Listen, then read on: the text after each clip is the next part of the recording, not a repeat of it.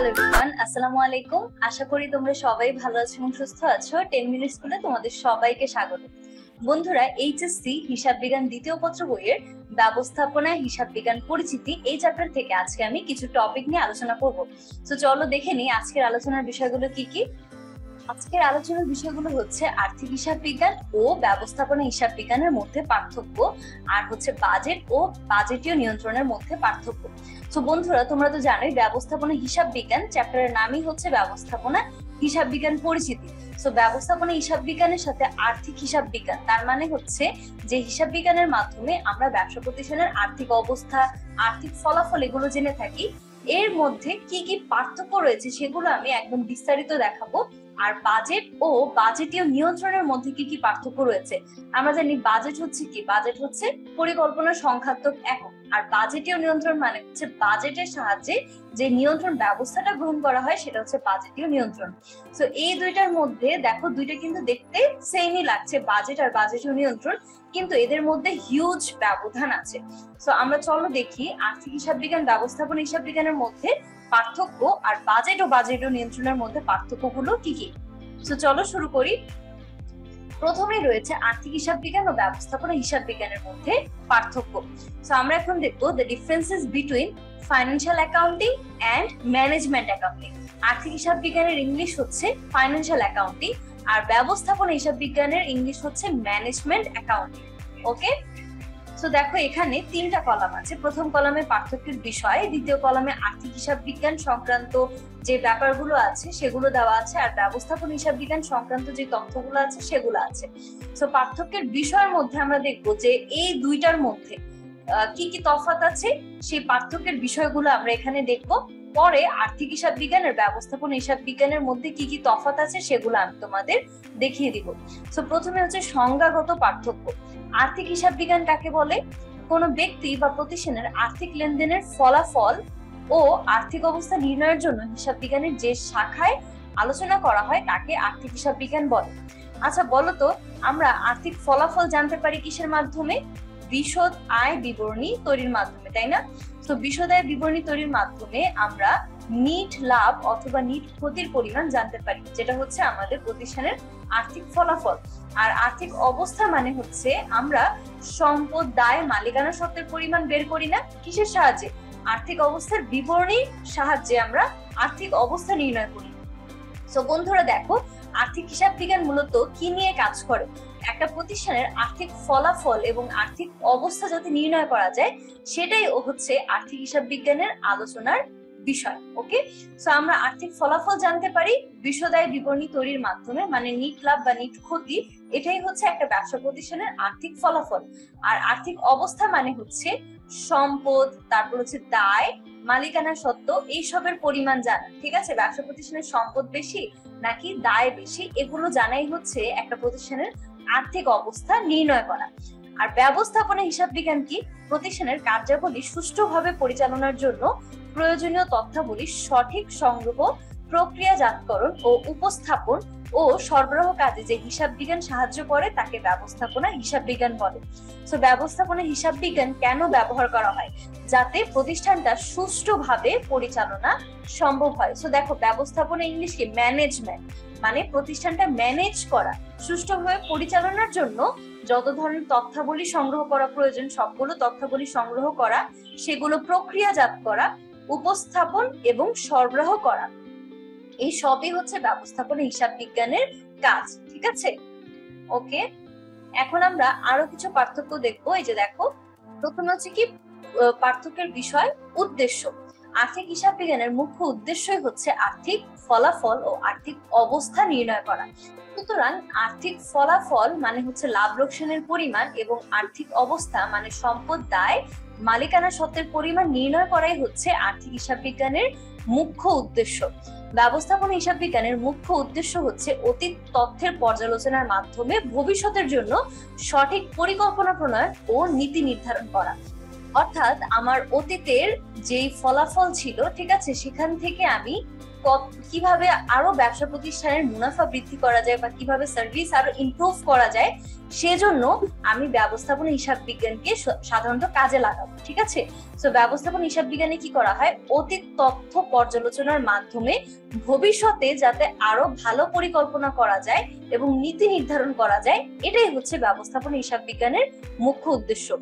যেমন ধরো আমরা যখন বাজেট ব্যবহার করি, আমরা যখন বাজেট তৈরি করি, উৎপাদন বাজেট বলো, বিক্রয় বাজেট, তো এই সকল বাজেট তৈরির মাধ্যমে আমরা কি জানতে পারি, কত একক আমাকে উৎপাদন করতে হবে বা কত একক সম্ভাব্য বিক্রয় হতে পারে।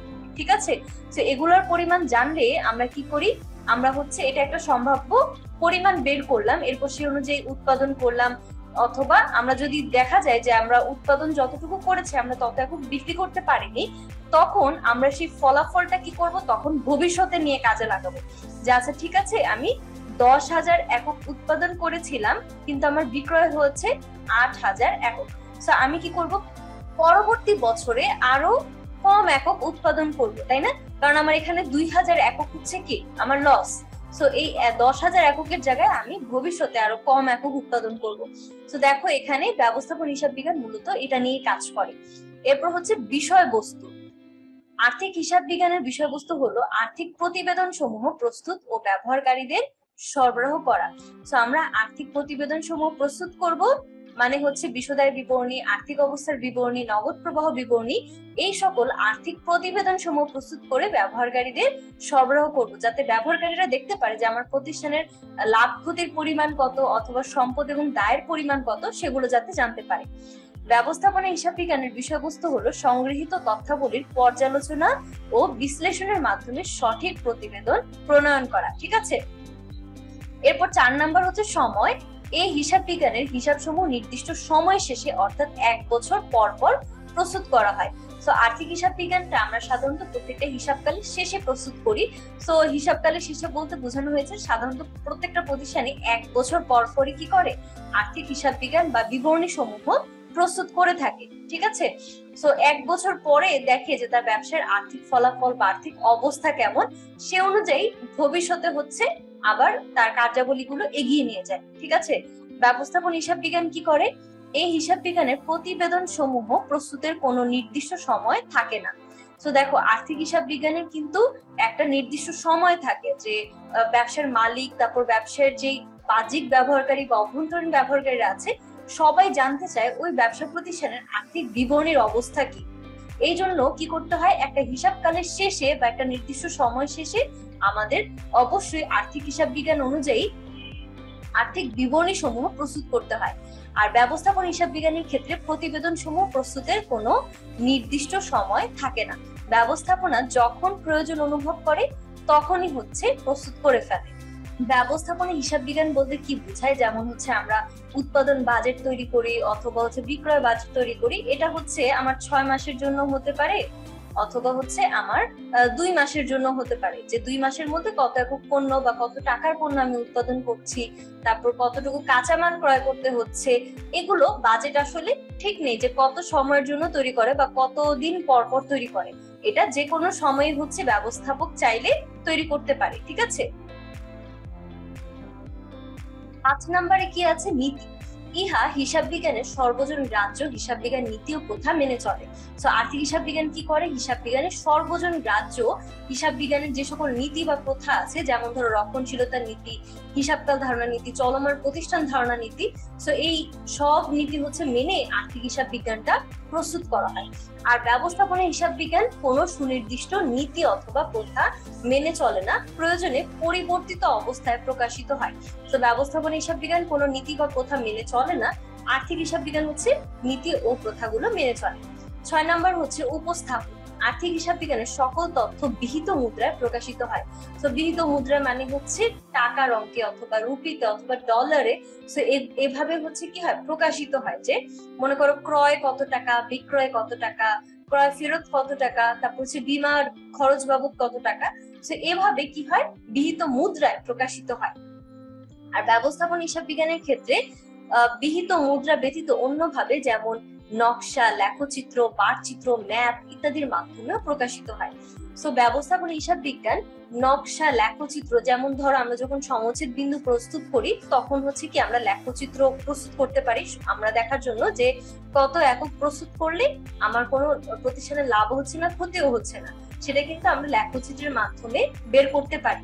আবার বিহিত মুদ্রায় হচ্ছে আমরা প্রকাশ করতে পারি, যেমন উৎপাদন বাজেট, বিক্রয় বাজেট, এগুলো আমরা বিহিত মুদ্রায় প্রস্তুত করতে পারি। এরপর হচ্ছে বাধ্যকতা। প্রতিটি আর্থিক প্রতিষ্ঠানে আর্থিক হিসাব রাখা ও আর্থিক প্রতিবেদন প্রস্তুত করা বাধ্যতামূলক। তো প্রতিষ্ঠানে কি আর্থিক হিসাব রাখা বা আর্থিক বিবরণী সমূহ প্রস্তুত করা কিন্তু বাধ্যতামূলক। কারণ প্রতিষ্ঠানের আর্থিক বিবরণী কারা ব্যবহার করে? প্রতিষ্ঠানের অভ্যন্তরীণ বাহ্যিক পক্ষসমূহ, যেমন সরকার, তারপর হচ্ছে বিনিয়োগকারী, পাওনাদার, ওনারা হচ্ছে আর্থিক বিবরণী সমূহ দেখে ওই ব্যবসা প্রতিষ্ঠানে বিনিয়োগ করে। এরপর হচ্ছে যে সরকারও হচ্ছে আর্থিক বিবরণী সমূহ দেখে যে ওই প্রতিষ্ঠান ঠিকভাবে ট্যাক্স পে করছে নাকি। সো বাধ্যবাধকতার দিক থেকে আর্থিক হিসাব বিজ্ঞান হচ্ছে বাধ্যতামূলক, আর ব্যবস্থাপনা হিসাব বিজ্ঞান হচ্ছে বাধ্যতামূলক নয়। ঠিক আছে, দক্ষ ও কার্যকর ব্যবস্থাপনার জন্য এর প্রয়োজন হতে পারে।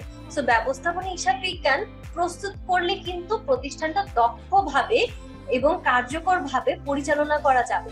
কারণ আমি যদি জানি আমার কত একক বিক্রি হবে, সে অনুযায়ী আমি উৎপাদন করব, আবার হচ্ছে সে অনুযায়ী আমি কাঁচামাল ক্রয় করব, তো সবকিছু আমি একটা সুন্দরভাবে করতে পারি। আমি আমার কর্মীদেরও দক্ষ করে তুলতে পারি, তারপর হচ্ছে তাদেরকে ভালোভাবে কাজে লাগাতে পারি, কাঁচামালের সর্বোচ্চ ব্যবহার করতে পারি যদি আমি ব্যবস্থাপনা হিসাব বিজ্ঞান অনুযায়ী হিসাবগুলো সংরক্ষণ করি। কিন্তু প্রতিষ্ঠানে আর্থিক হিসাব রাখা, আর্থিক প্রতিবেদন প্রস্তুত করা, এগুলো হচ্ছে বাধ্যতামূলক। ওকে, এরপর 8 নাম্বার হচ্ছে যথার্থতা। আর্থিক হিসাব বিজ্ঞান, এই হিসাব বিজ্ঞান আর্থিক হিসাবের যথার্থতা ও সঠিকতার উপর গুরুত্ব আরোপ করে। মানে আর্থিক হিসাব বিজ্ঞান বা হিসাব রাখার কার্যক্রমটা কতটুকু যথার্থ, লজিক্যাল, কিংবা কতটুকু সঠিক, ঠিক আছে, সর্বজন গ্রাহ্য কিনা, সেটার উপর হচ্ছে গুরুত্ব আরোপ করে। ব্যবস্থাপনা হিসাব বিজ্ঞান ব্যবস্থাপনীয় বিষয়ের উপর গুরুত্ব আরোপ করে। তো ব্যবস্থাপনা হিসাব বিজ্ঞান সাধারণত প্রতিষ্ঠানটা কতটা ভালোভাবে পরিচালনা করা যায়, কতটা দক্ষতার সাথে পরিচালনা করা যায়, সেটার উপর গুরুত্ব আরোপ করে। আর আর্থিক হিসাব বিজ্ঞান হচ্ছে আমার হিসাব কাজগুলো কতটুকু যুক্তিযুক্ত, তারপর কতটুকু সঠিক, পারফেক্ট, সেইটার উপর হচ্ছে গুরুত্ব আরোপ করে। 9 নাম্বার হচ্ছে গুরুত্বের কেন্দ্রবিন্দু। এই হিসাব বিজ্ঞান প্রতিষ্ঠানের সামগ্রিক আর্থিক অবস্থার উপর গুরুত্ব দিয়ে থাকে। মানে প্রতিষ্ঠানের সম্পদ কতটুকু, দায় কতটুকু, মালিকানা সত্ত্ব কতটুকু, সেইটার উপর হচ্ছে গুরুত্ব দিয়ে থাকে। প্রতিষ্ঠানের সম্পদ যদি দায় থেকে বেশি হয় সেটা কিন্তু প্রতিষ্ঠানের জন্য ভালো, কিন্তু দায় যদি সম্পদ থেকে বেশি হয় সেটা কিন্তু প্রতিষ্ঠানের জন্য ভালো না। মানে এই যে দেখো, দায় যদি সম্পদ থেকে হচ্ছে বেশি হয় তাহলে কিন্তু এটা ভালো না, দায়কে অবশ্যই কি হতে হবে, সম্পদ থেকে কম হতে হবে, তাহলে বোঝা যায় যে সব প্রতিষ্ঠানটা ভালোভাবে এগোচ্ছে। ঠিক আছে, আর ব্যবস্থাপনা হিসাব বিজ্ঞান প্রতিষ্ঠানের সামগ্রিক আর্থিক এবং অনার্থিক উভয় বিষয়ের উপর গুরুত্ব আরোপ করে থাকে। তো আমরা কি বলতে পারি, আর্থিক হিসাব বিজ্ঞান হচ্ছে প্রতিষ্ঠানের আর্থিক অবস্থার উপর গুরুত্ব দেয়, আর ব্যবস্থাপনা হিসাব বিজ্ঞান দুইটা জিনিসের উপর, আর্থিক এবং অনার্থিক দুইটা বিষয়ের উপরই সমানভাবে গুরুত্ব দেয়। তারপর হচ্ছে নিরীক্ষা। আর্থিক হিসাব বিজ্ঞানের আর্থিক তথ্যাবলীর নিরীক্ষা অপরিহার্য। আমরা অবশ্যই আর্থিক হিসাব বিজ্ঞান অনুযায়ী আর্থিক বিবরণী সমূহ তৈরি করার পর আমরা কি করব, সেটাকে যাচাই বাছাই করে দেখবো যে আমার কতটুকু সঠিক হয়েছে, আমার কোনো প্লাস মাইনাসে ভুল আছে নাকি, অথবা আমি কোনো জিনিস লিখতে ভুল করেছি নাকি। সো এগুলো আমি যাচাই বাছাই করে দেখবো। আমি জাবেদা, তারপর হচ্ছে খতিয়ান, রেওয়ামিল, এই সবগুলো জিনিস আমি যাচাই বাছাই করে দেখবো যে আমার হিসাবগুলো ঠিক আছে নাকি।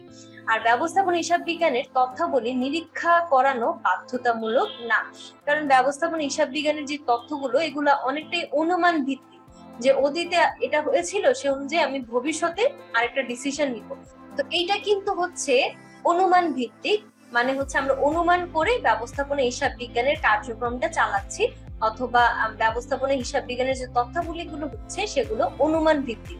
আর আর্থিক হিসাব বিজ্ঞানের যে তথ্যাবলীগুলো আছে সেগুলো কিন্তু একদম ফ্যাক্ট, এগুলো কিন্তু ব্যবসা প্রতিষ্ঠানে হয়ে গিয়েছে, মানে কতটুকু ইনকাম হচ্ছে বা কতটুকু আয় হচ্ছে, কতটুকু ব্যয় হচ্ছে, সেটা অলরেডি ব্যবসা প্রতিষ্ঠানে হয়ে গেছে। তো আমরা কি করব, জাস্ট তথ্যগুলোকে সুন্দর করে সাজিয়ে লিখবো, লিখে প্লাস মাইনাস করে আমরা আর্থিক ফলাফল এবং আর্থিক অবস্থা নির্ণয় করব। তো আর্থিক হিসাব বিজ্ঞান অনুমান ভিত্তিক না, ব্যবস্থাপনা হিসাব বিজ্ঞান হচ্ছে অনুমান ভিত্তিক, কিন্তু এটা নিরীক্ষা করানো বাধ্যতামূলক না। ওকে, এখন আমরা দেখবো বাজেট ও বাজেটীয় নিয়ন্ত্রণের মধ্যে পার্থক্য। সো বাজেট হচ্ছে কি? বাজেট হচ্ছে পরিকল্পনার সংখ্যাত্মক প্রকাশ। আমরা যে উৎপাদন বাজেট প্রস্তুত করি, তারপর হচ্ছে আমরা বিক্রয় বাজেট প্রস্তুত করি, এই সকল বাজেট প্রস্তুত করার উদ্দেশ্য কি? আমরা কত একক পণ্য উৎপাদন করব, কত টাকার পণ্যগুলো উৎপাদন করব, কত টাকা খরচ হবে সে পণ্য উৎপাদনে, এই সবগুলো আমরা কি পাবো? উৎপাদন বাজেটের মাধ্যমে জানতে পারবো। আর বিক্রয় বাজেটের মাধ্যমে কত একক পণ্য বিক্রয় হতে পারে, কত টাকা আয় হতে পারে, সেগুলো আমরা বিক্রয় বাজেটের মাধ্যমে জানতে পারবো।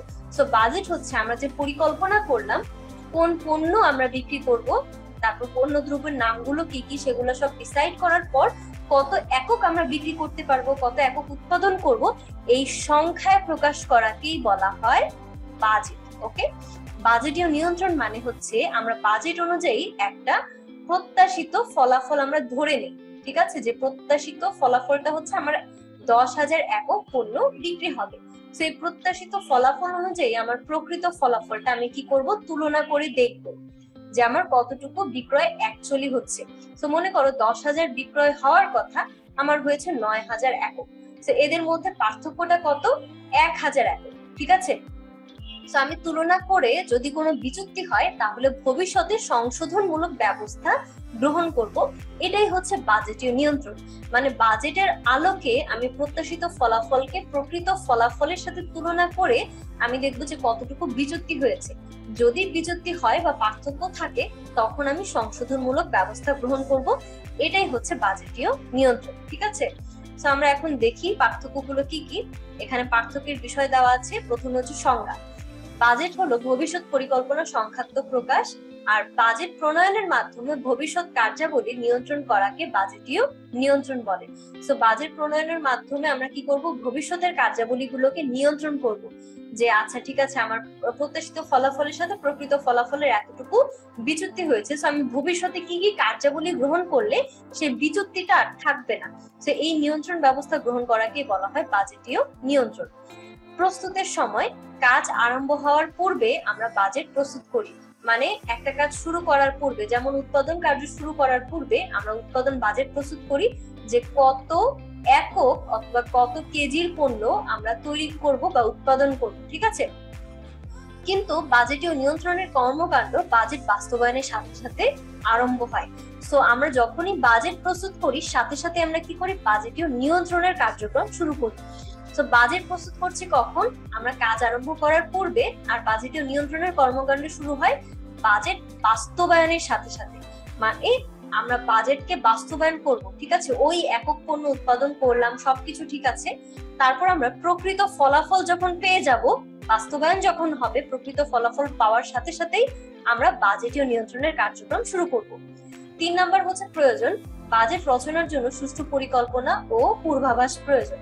মানে হচ্ছে আমরা অতীতের কিছু ফলাফল দেখব, তারপর হচ্ছে সুষ্ঠু একটা পরিকল্পনা করব এবং পূর্বাভাস। পূর্বাভাস মানে হচ্ছে ওই যে অতীতের ফলাফল থেকে আমরা কিছু আভাস পাবো বা মার্কেটের অবস্থা দেখবো, সেই সকল পূর্বাভাস এবং সুষ্ঠু পরিকল্পনার পর আমরা বাজেটটা রচনা করব। আর বাজেটীয় নিয়ন্ত্রণের জন্য সৎ ও কর্মনিষ্ঠ ব্যবস্থাপনা প্রয়োজন। কারণ হচ্ছে আমরা তো বাজেট অলরেডি প্রস্তুত করেছি, আমরা প্রকৃত ফলাফল হচ্ছে পেয়ে গেছি। এখন আমরা বিচ্যুতির পরিমাণ নির্ণয় করব, প্লাস কি কি সংশোধনমূলক ব্যবস্থা গ্রহণ করা যায় সেটা কিন্তু একমাত্র কারা পারবে? একজন সৎ এবং কর্মনিষ্ঠ ব্যবস্থাপকই পারবে বাজেটীয় নিয়ন্ত্রণ ব্যবস্থা গ্রহণ করতে। সো বাজেটের ক্ষেত্রে প্রয়োজন হচ্ছে সুষ্ঠু পরিকল্পনা এবং পূর্বাভাস, আর বাজেটীয় নিয়ন্ত্রণের ক্ষেত্রে প্রয়োজন একজন সৎ এবং কর্মনিষ্ঠ ব্যবস্থাপক অথবা ব্যবস্থাপনা কর্তৃপক্ষ।